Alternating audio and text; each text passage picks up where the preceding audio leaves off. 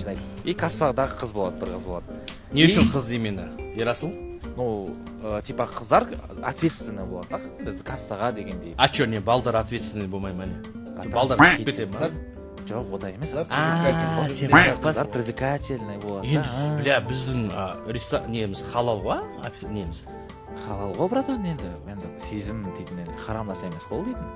Он келеді, танысады, может, ары бер. сен онда андай қылып киіндіріп қоймаңдар тағы. Дұрыс болмай қалады. Жоқ, братан, просто трусымен Мына малсың ба сен?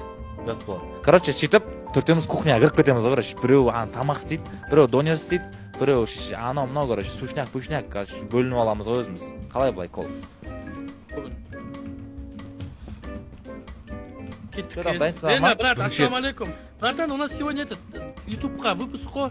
Бірінші рет естіп тұрмын андай. Касса қыз қойып қойсаңдар.